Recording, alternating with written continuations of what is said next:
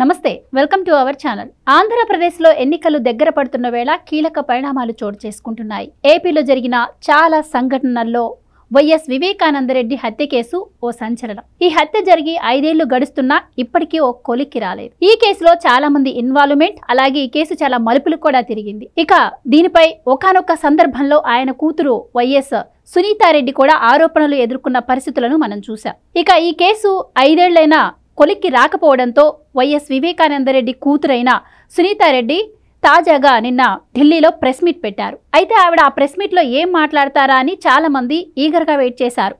అందరూ అనుకున్నట్టుగానే ఆవిడ కొన్ని సీక్రెట్ విషయాలను షేర్ చేశారు, అలాగే కొన్ని సంచలన వ్యాఖ్యలు కూడా చేశారు. అయితే ఆవిడ సూటిగా ఒకే ఒక ప్రశ్న అడుగుతున్నారు. వైఎస్ జగన్ ఈ కేసు తేలుస్తానని నాకు మొదట్లో హామీ ఇచ్చారు, కానీ ఎన్నికలు కూడా రాబోతున్నాయి, మరి జగన్ ఏం చేస్తారు, నాకు సమాధానం చెప్పాలి అని చెప్పి సూటిగా జగన్కి ఆవిడ ఒక ప్రశ్న వేశారు. ఇక ఇందుకు ఆవిడ ఏమడిగారు జగన్ని, ఈ కేసులో ఎవరెవరి ఇన్వాల్వ్మెంట్ ఉంది, ఆవిడ ఎలాంటి వ్యాఖ్యలు చేశారు, దీని గురించి మరిన్ని విషయాలు మనతో మాట్లాడేందుకు సీనియర్ పొలిటికల్ అనలిస్ట్ అరుసుమిల్లి శ్రీనివాసరావు గారు మనతో పాటు ఉన్నారు. ఆయన అడిగి తెలుసుకుందాం. నమస్కారం అండి. నమస్కారం శ్రీనివాసరావు గారు, అందరూ అనుకున్నట్టుగానే సునీతారెడ్డి ఏం మాట్లాడారో మనం విన్నాం. అయితే ఆవిడ జగన్ని కొన్ని సూటి ప్రశ్నలు అడుగుతున్నారు. మరి జగన్ సమాధానం చెప్పాల్సిన అవసరం వచ్చింది. సో ఈ కేసు ఎలాంటి మలుపులు తిరిగే అవకాశం ఉంది, అలాగే ఈ వ్యవహారం అంతా కూడా రేపు రాబోయే ఎన్నికల్లో ఎలాంటి ప్రభావం చూపించే అవకాశం ఉంటుందంటారు? జగన్మోహన్ రెడ్డి గారు ఏం సమాధానం చెప్పడండి, మౌనంగా ఉంటాడు. మౌనం అర్ధాంగీకారం అని చెప్పేసి మనం అనుకుంటామే. ఎందుకంటే ఆవిడ వేసిన ప్రశ్నలకు సమాధానం వాళ్ళ దగ్గర లేదు. చెప్పాల్సి వస్తే దొంగోళ్ళు ఎవరో చెప్పాలో, అంతకులు ఎవరో చెప్పాలో వాళ్ళు ఒప్పుకోవాలి. ఎందుకంటే అంతఃపుర రహస్యం చెప్పాలి వాళ్ళు. ఇది అంతఃపుర కుట్రండి. ఇది అంటే సొంత మనుషులు. ఇది ఇయాటికి అలా ఉన్నది కాదు, పూర్వం చరిత్రలో రాజుల దగ్గర నుంచి కూడా ఉంది. ఇదంతా అంతఃపురంలో జరిగిన కుట్ర ఇది. అది ఎవరు అంతఃపురం అనేటువంటి తేలాల్సి ఉంది. ఇక ఆవిడ ఆవేదనలో అర్థం ఉంది. ఇప్పుడు ఆవిడ తండ్రి గారు మరణించాడు, అత్యంత క్రూరంగా హత్య చేయబడ్డాడు, పాశవికంగా, బ్రుటల్లీ మర్డర్డ్ ఆయన. కాబట్టి మొదట్లో ఆవిడ అసలు ఆవిడని మసిపూసి మారేడుకాయ చేయడానికి అసలు ఆ క్రమం తెలుసుకుందాం మనం. వివేకానంద రెడ్డి గారు చనిపోయిన రోజు ఉదయం వార్తల్లో ఆయన గుండెపోటు వచ్చిందని చెప్పేసి వచ్చింది, స్క్రోలింగ్ వచ్చింది. సాక్షిలో వచ్చింది. వాళ్ళు ఇచ్చిన సమాచారం ప్రకారం అన్ని టీవీలు కూడా వస్తాయి. తర్వాత కాసేపటికి ఆ ఫోటోలు రిలీజ్ అయినాయి. వాళ్ళ పిఏ అప్పటికి వీళ్ళైపునే ఉన్నాడు, ఇప్పుడు మారిపోడు, కానీ ఆ కృష్ణారెడ్డి అప్పుడు సునీతారెడ్డి గారు వైపునే ఉన్నాడు. అతనే ఈ అమ్మాయికి డాక్టర్ గారికి ఆ ఫోటోలు పంపించాడు. ఫోటోలు పంపిస్తే అది గుండెపోటు వచ్చిన వాళ్ళలాగా ఉందా మనకి తెలుస్తుంది కదా. పెద్ద రక్తపు గాయాలతోటి ఒంటి నిండా కత్తిపోట్ల కింద తలాది నుదురదిలా ఈడిపోయి ఉంది. బాత్రూంలో పడిపోయి ఉన్నాడు, రక్తం కక్కున్నట్టుగా కనిపిస్తున్నాడు, రక్తపు మడుగులో ఉన్నాడు ఆయన. ఆవిడ అంటున్నాను మనం వచ్చి పోస్ట్ మార్టంకి మేము వచ్చేదాకా తీయడానికి వీల్లేదు, పోస్ట్ మార్టంకి ఆవిడ డిమాండ్ చేసి. ఈ లోపల వీళ్ళు ఏం ప్లాన్ చేశారు, ఇవన్నీ చూసిన తర్వాత పోలీసు వాళ్ళు వస్తారు కదా సహజంగానే.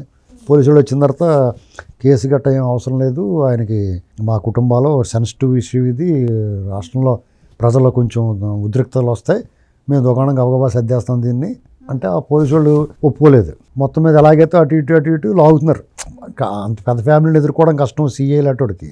ఆ శంకరయ్య అన్న కూడా ఎవరో ఉన్నాడు సీఏ. అయినా సరే మొత్తం మీద వాళ్ళ బాసులకు చెప్తాడు కదా, ఇది టైట్ అయిపోయింది.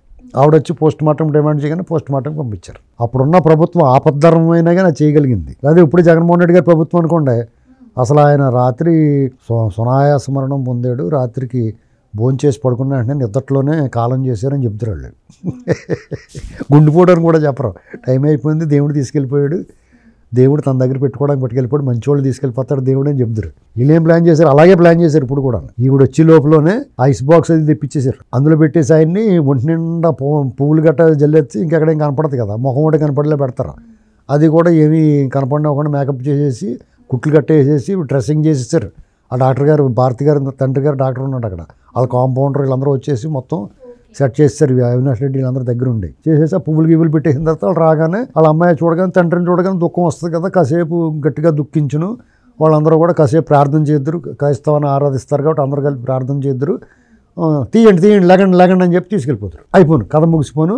జగన్మోహన్ రెడ్డి రథావిధిగా తను ఏడు మోహం వేసుకుని అందరినీ బతిమాలుతుడు ఓట్లేమని అడుగుదామని ప్లాన్ అవ్వదు. కానీ ఇదంతా సీన్ ఎలా మారిపోయినా అయినా సరే వాళ్ళు ఎంత బరి తెగించిన వాళ్ళు అంటే చంద్రబాబు మీద తోస్తారు, ఆంజనేయుడు గారి మీద తోస్తారు, ఆ బీటెక్ రవి మీద తోస్తారు. దీన్ని దర్యాప్తు ముందుకెళ్ళినా కూడా దీని గురించి ఎవరో మాట్లాడకుండా గ్యాగేట తెచ్చుకున్నారు. అప్పటికే పైన ప్రభుత్వంలో ఉన్న వాళ్ళు అప్పటికే వ్యవస్థలన్నిటిని వాళ్ళు అదుపులో పెట్టుకుని రోజు రేపు చేస్తున్నారు వాళ్ళు పైన ఉన్న వాళ్ళు. అప్పుడు వీళ్ళకి సహకారం చేస్తున్నాం. అప్పుడే కొత్తగా వెళ్తే రంకు స్టార్ట్ అయింది. ఎవరితో జగన్మోహన్ రెడ్డితో 2 ఏళ్ళే అయింది. అప్పటికి రంకు స్టార్ట్ అయ్యి విజయసాయి రెడ్డి సెట్ చేయడు వాళ్ళిద్దరికన్నా, జగన్మోహన్ రెడ్డి గారికి పైన ఉన్న వాళ్ళకన్నా. కాబట్టి మోజుగా ఉంటుంది కదా, కొత్తగా రంకు ఏర్పడినప్పుడు మంచి మోజు ఉంటుంది. ఆ మోజులో వాళ్ళకి ఏం కావాలితే చేసి పెట్టారు.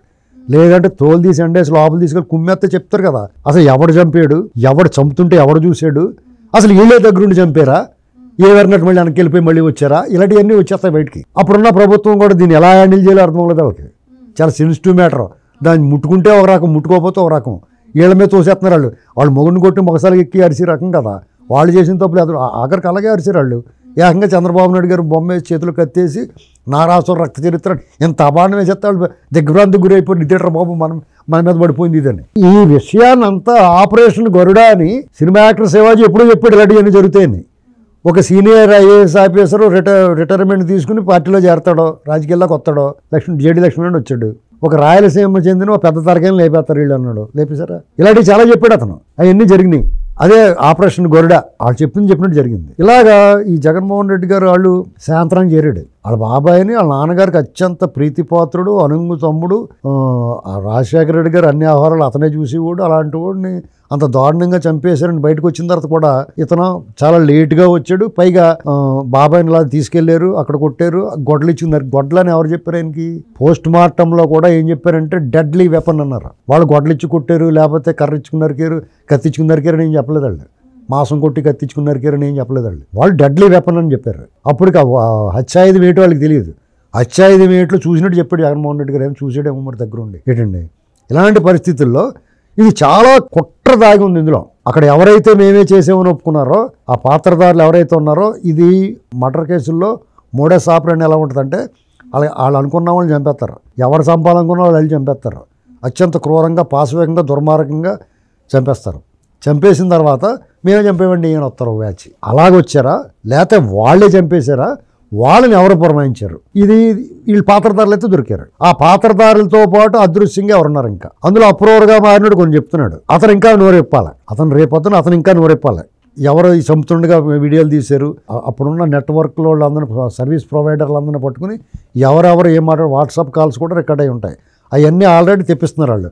అవి తెప్పించేశారు ఆల్రెడీ. దాన్ని బయట పెట్టాలి, ప్రజలకు చెప్పాలా. మీ తీర్పులు, మీ దర్యాప్తులు మీ వల్ల కాకపోతే దద్దమల్లారా, మీరు ముందు అది బయట పెట్టండి, ప్రజలు ఇస్తారు తీర్పు. అడుగుతున్నారు సునీతారెడ్డి, సిబిఐ విచారణ ఎందుకు ఆలస్యం అవుతుంది, అవినాష్ రెడ్డిని అలాగే భాస్కర్ రెడ్డిని ఎందుకు రక్షిస్తున్నారు, దీంట్లో జగన్ ప్రమేయం కూడా ఉందా, ఉంటే విచారణ జరపాలి, తప్పు చేస్తే శిక్ష వేయండి, లేదంటే లేదు అని చెప్పి ఆవిడ డైరెక్ట్గా అడుగుతున్నారు. ఇప్పుడు జగన్మోహన్ రెడ్డి గారు అవినాష్ రెడ్డి గారిని రక్షించాలనుకుంటాడు. వాళ్ళందరికీ బాగా రిలేషను, ఫ్యామిలీ రిలేషను. ఈవిడి కూడా మన చిన్నాన్న కూతురైనా కానీ ఒక కన్నును పొడుచుకుంటా అన్నాడు. కానీ ఒక కన్ను పొడిచింది కదా మరి. అయినా కానీ ఒక కన్ను వైపు ఉన్నాడు అతను. అవినాష్ రెడ్డి గారిని రక్షించాలి. మరి ఏముందో లింక్ మరి తెలియదు. ఈవిడంతా ఆయన అంతే కదా. అటువంటిప్పుడు మరి ఈవిడికి న్యాయం జరగాలని చూడాలి కదా. అంతకన్నా ఎక్కువ రిలేషన్ ఏమో ఉందేమో తెలియదు. అక్కడ మరి ఏ తతంగం ఉందో, మరి ఏ రహస్యం ఉందో తెలియదు, దేనికి లొంగిపోయాడో తెలియదు. మరి నిష్పక్షపాతంగా ఉండాలి కదా ఆయన పాత్ర లేకపోతే. లేదా ఆయన పాత్ర కూడా ఉన్నదేమో అని అనుమానం ఉంది అందరికీ. ఆ మాట ఎవరికి భయపడి చెప్పలేకపోతున్నారు, కానీ ఆయన కూడా ఉంటాడని అనుకుంటున్నారు అందరూ. ఉన్నాయి అదే మాట ఇవిడి చెప్తుంది. సునీతారెడ్డి గారు చెప్పిన తర్వాత మనం ఎవరు మొహమాట పడక్కలేదు. ఇక్కడ సునీతారెడ్డి గారి విషయంలో జగన్మోహన్ రెడ్డి గారు న్యాయం చేయలేకపోతున్నాడో స్పష్టంగా తెలిసిపోయింది. అవినాష్ రెడ్డి గారిని కాపాడాలని చూస్తున్నాడు. ఇక దర్యాప్తు సంస్థలు పోయిన వాళ్ళ వల్ల కాలేదు, రాష్ట్ర ప్రభుత్వం రాష్ట్ర దర్యాప్తు సంస్థల వల్ల కాలేదని సిబిఐ కోరింది. నువ్వు సిబిఐ కోరితే అతను బీజేపీలో పోతాను అంటే, సిబిఐ కోరితే బీజేపీలో పోతే సొంతపూసలు అయిపోతారా? బీజేపీ వాళ్ళు అంత దుర్మార్గుల, వాళ్ళంత అవినీతి పనుల్ని, దొంగోళ్ళని, అంతకుల్ని కాపాడి బ్యాచ్ అది. ఆ మాట చెప్తున్నాడు అతను. అంతే కదా మరి. బీజేపీలో చేరిపోతామంటే దాని అర్థం ఏంటి? కాబట్టి బీజేపీ వాళ్ళు ఆలోచించుకోలేదు. వాళ్ళ నిజాయితీని, వాళ్ళ ప్రాతిపత్యాన్ని నిరూపించుకోవాలి. ఇప్పుడు వీళ్ళందరినీ లోపల పెట్టేసి అలాగే 10 ఏళ్ళ నుంచి బెయిల్ మీద తిరగడానికి కూడా బీజేపీ వాళ్ళే కారణం. ఏం అనుమానం లేదు ఇందులో. 10 ఏళ్ళ నుంచి వాళ్ళు అధికారంలో ఉన్నారు. ఇతను 10 ఏళ్ళ నుంచి బీజేపీ బెయిల్ మీద తిరుగుతున్నాడు. 5 ఏళ్ళ నుంచి కోర్టు కూడా హాజరవ్వలేదు. కాబట్టి దీనికి కూడా బాధ్యత వాళ్ళే వహించాలి. కేంద్ర ప్రభుత్వంలో ఉన్న అధికారంలో ఉన్న వాళ్ళు మాత్రమే బాధ్యత వహించాలి. దర్యాప్తు సంస్థలను వాళ్ళ గుప్పిట్ల నుంచి వదిలిపెట్టి మీ చట్టం తన పని తను చేసుకునే వాళ్ళే. అలాగే సిబిఐ వాళ్ళు అతన్ని అరెస్ట్ చేయడానికి వస్తే అవినాష్ రెడ్డిని ఎంత సీన్ సృష్టించారు. అదే మాట అడిగింది సునీతారెడ్డి గారు. వాడు మరి ఇంకా ఏ రకంగా దర్యాప్తు సంస్థలు నమ్ముతాం మనం? ఇది దుర్మార్గం కదా. మిమ్మల్ని ఎంతో నమ్మాలి. అసలు మీ జీతాలు దండక కదా. మీ నిజాయితీగా పని చేస్తే ఎవడో ఒకడు ఆఫీసర్ ఆ మాత్రం చేసాడు, అతని మీద కేసులు పెడుతున్నారు. సిబిఐ మీద తిరిగి కేసులు పెడితే బుద్ధి లేదా వాళ్ళు మీరు ఏం పీకుతున్నారు? ఇంత దద్దమ్మలా కేంద్ర హోంశాఖ నాకు అర్థం అవట్లా. ఒక రాష్ట్ర శాఖ, రాష్ట్ర పోలీసులు మీ మీద కేసు పెడితే మీరు పైకి కింద చూస్తుంటే ఎంత తినేసి ఉంటారు మీరు. అది ఒప్పుకోండి, మాకు బాగా ఇచ్చారండి అని చేత మేము కొంచెం చూసి చూడకుండా ఊరుకుంటా. చెప్పండి ఓపెన్గా, మీరు ఎన్ని చేసి పనులన్నీ బహిరంగంగా చేస్తా, ఇది చెప్పడానికి సిగ్గెందుకు మీకు? కాబట్టి ఏమైనా సునీత రెడ్డి గారు ఇక వీళ్ళతో లాభం లేదు. ఈ దర్యాప్తు సంస్థలు అందరూ కూడా వజ్రాలు పొదిగిన వాచీలు, గురుగాంలో విల్లాసు గట్ట దొబ్బేస్తున్నారు వీళ్ళు. అలాగే కూడా చాలా అత్యున్నత స్థానాల్లో సామాన్యుడికి న్యాయం చేయాల్సిన వాళ్ళందరూ కూడా ఇక పైకి కిందకి చూస్తున్నారు. ఇక రామలేదురా బాబు అని ప్రజా కోర్టుకి వెళ్తుంది ఆవిడ, ప్రజలకు విజ్ఞప్తి చేస్తుంది. నాకు ఇన్నాళ్ళు సహకరించిన వాళ్ళకి కృతజ్ఞతలు చెప్తూనే ఇగో వీళ్ళు నర్రూప రాక్షసులు, వీళ్ళు అత్యంత క్రూరంగా మా నాన్నగారిని చంపారు. రైట్. ఆవిడ అక్కడ ప్రెస్ మీట్ పెట్టింది అంటే ఆవిడ దగ్గర ఆధారాలు లేకుండా ఢిల్లీ వెళ్ళి ప్రెస్ మీట్ పెట్టే డేర్ అయితే చేయలేదు ఆవిడ. సో ఆవిడ దగ్గర కొన్ని ప్రూఫ్స్ అయితే ఉండే ఉంటాయి. అండ్ ఇంకోటి ఏంటంటే ఈ హత్య 2017లోనే ఈ హత్యకు కుట్ర జరిగింది అని కూడా ఆవిడ ఒక మాట అన్నారు. అండ్ వచ్చేసి వైఎస్ జగన్ సొంత చెల్లెలైనటువంటి షర్మిల కూడా ఒకానొక టైంలో ఈ హత్యలో రాజకీయ కోణం కూడా ఉంది అని చెప్పింది. మరి ఒకప్పుడు చూస్తేనేమో జగన్ దీనిపై కోర్టు నుంచి స్టే తెచ్చుకున్నారు. మరి అప్పుడు వేరే ప్రభుత్వం ఉంది, ఇప్పుడు ఆయన ప్రభుత్వమే వచ్చింది. మరి ఇంకో ఒక నెల ఉంటే ప్రభుత్వం వస్తుందో రాదో కూడా డౌటే. మరి ఇన్ని తెలిసినప్పుడు ఆయన ఇంత చేసినప్పుడు ఆయన ఎందుకు మరి వాళ్ళ బాబాయ్ కేసులో ఇంతవరకు ఇంప్రూవ్మెంట్ తీసుకురాలేకపోతున్నారు? మరి ఎలా చూడొచ్చు? అదే ఆయన పాత్ర ఉన్నట్టు అందుకునే ఆయన మీద ఆయన కేసేసుకుంటాడా చేత వాళ్ళు తప్పించుకోవడానికి చూస్తారు. అందుకునే ఇప్పుడు ఇవన్నీ చూసిందండి ఆవిడ, న్యాయం జరగడం లేట్ అయిపోతుంది. అందుకనే ప్రజలకు విజ్ఞప్తి చేస్తుంది. ప్రజా కోర్టులో పెట్టింది కేసు, ఇప్పుడు ప్రజా కోర్టుకి అప్పీల్ చేసుకుంది. బాబోయ్ ఇళ్ళటోళ్ళు వీళ్ళు సొంత ఎవరిని నమ్మలేకపోతున్నాం. ఆ ఏళ్ళ మా నాన్నగారు చచ్చిపోయినప్పుడు రాత్రి 11:30 వరకు పెద్దనాన్న నాతోటే ఉన్నాడు, మాకే ప్రచారం చేయడంటే రాత్రి 11:30 దాకా కూడా ఉన్నవాడు అప్పుడు ఇంకో 2 గంటల నుండి సర్దిచ్చేసి వెళ్ళిపోయాడు అనమాట. అంతే కదా, రాత్రి 11:30 దాకా నా దగ్గరే ఉన్నాడు అని చెప్తున్నాడు ఆయన. అంటే ఇంకో 2 గంటలు ఉండి దుకాణం సర్దిచ్చి ఇంటికి వెళ్ళిపోయాడు అనమాట. దీన్ని బట్టి అదే కదా అర్థమవుతుంది అందరికీ, ఎవరు పక్కన అంతకులే పక్కన తిరుగుతున్నారనమాట. ఆవిడ ఓపెన్గా చెప్తుందండి. కాబట్టి ప్రజలు కూడా అందరికీ సానుభూతి ఉంది ఆవిడ మీద. ఇప్పుడు వివేకానంద రెడ్డి గారి మీద సానుభూతి రావడం కారణం ఏంటంటే రాజశేఖర రెడ్డి గారు అభిమానించిన వాళ్ళందరూ కూడా వైఎస్ వివేకానంద రెడ్డి గారిని కూడా అభిమానిస్తారు. అలాగే ఇంకా కొంచెం ఓ మాదిరి వాడు రాజశేఖర రెడ్డి అంటే ఇష్టం లేకపోయినా వివేకానంద రెడ్డి మీద కొంచెం అభిమానం ఉంటుంది, సాఫ్ట్గా ఉంటాడు కాబట్టి. అలాగే కాకుండా ఇతర పార్టీ వాళ్ళు కూడా ఆయన మీద కొంచెం సానుకూలత ఉంది. అంటే మాలాంటి తటస్థులు లేకపోతే అటు ఇటు కాకుండా చూసి సర్లే ఈ అయ్యో పాపం అనుకునే వాళ్ళు కూడా ఉంటారు. రాజశేఖర రెడ్డి చచ్చిపోయినప్పుడు కూడా అయ్యో పాపం అనుకున్నాం మేము. అలాంటి వాళ్ళు కూడా ఇది న్యాయం జరగలరా, ఇంత దుర్మార్గం చేయకూడదు, సునాయాస మరణం ఉండొచ్చు కదా, ఆయన అంత దారుణంగా చంపాలనుకున్నావు, చంపావు, ఇంత దారుణంగా ఎందుకు చంపడం రా బాబు అని అనిపిస్తుంది మాకు. ఎలాగ చంపాలనుకున్నప్పుడు ఏదో రకం సునాయాస మరణం ప్రసాదించవచ్చు కదా, అంత క్రూరంగా హింసించి చంపడం తప్పు. ఎన్నాళ్ళ ఆ కుటుంబాన్ని సేవ చేసాడు, వాళ్ళ నాన్నగారికి స్వయంగా తమ్ముడు. ఇలాంటి పరిస్థితుల్లో ఆవిడ దీన్ని ప్రజల ముందు పెడుతుంది. ప్రజల ముందు పెట్టినప్పుడు ప్రజలు ఆవిడకి న్యాయం మీరైనా చేయండి, ప్రజలు ఆవిడ కోరిక నెరవేర్చి ఈ ప్రభుత్వాన్ని ఇంటికి పంపించాలి. రాష్ట్ర ప్రజలందరూ అప్లై ఈ విజ్ఞప్తి చేసిందాం. వీళ్ళకి ఇప్పుడు 4-5 వస్తాయి అనుకోండి, అవి కూడా ఇవ్వకుండా వాళ్ళు గ్రౌండ్ జీరో చేసి వాళ్ళ ఆచూకీ ఆనమాలు లేకుండా చేస్తే ఆయనకి సునీత గారికి విజ్ఞప్తిని మన్నించినట్టు. అని సునీతారెడ్డి గారు డైరెక్ట్గా చెప్తున్నారు, ఈ ప్రభుత్వానికి ఓటు వేయొద్దు, ఇంకొకసారి ఈ ప్రభుత్వం వస్తే ప్రజలు కష్టాల పాలవుతారు అని చెప్తున్నారు. సో ఇది ఏపీ ప్రజల్లోకి ఎలా వెళ్ళే అవకాశం ఉంటుందంట? ఇది కొంచెం స్పీడ్గానే వెళ్తాను. ఇప్పుడు జగన్ గారి మీద అందరికీ ఎకారం వచ్చి ఉంది, ఇలాంటప్పుడు వింటారు. అదే లాస్ట్ టైం వినలేదు. లాస్ట్ టైం అందరికీ తెలుసు, చాలా మందికి సగం మంది తెలుసు ఈడే వేసేసి ఉంటారు బాబు అని అనుకున్నారు. అప్పుడు ఈడే సర్దిచ్చి ఉంటారు దొకాన్ని, ఈడే వేసేస్తారా అనుకున్నారు. అప్పుడు అంతగా ఇంకా అనుమానం ఉంది. ఇప్పుడు స్పష్టంగా వాళ్ళ ఇంట్లో వాళ్ళు చెప్తున్నారు కదా, ఓ పక్కన షర్మిల, ఓ పక్కన సునీతారెడ్డి, దర్యాప్తు సంస్థలో నర్మగర్భంగా అయినా కాపని వీళ్ళేం చెప్తున్నారు డైరెక్ట్గానే, రికార్డెడ్గా రావట్లేదు. కానీ మాలాటోళ్ళు ఎప్పుడు చెప్తున్నా వీళ్ళు వేసేసుకుంటారండి. కాబట్టి ప్రజలు ఖచ్చితంగా నమ్ముతారు. గత ఎన్నికల్లో వీళ్ళకి ఉపయోగపడింది, ఇప్పుడు అది రివర్స్ అవుద్ది, అంతే. అదే విధి.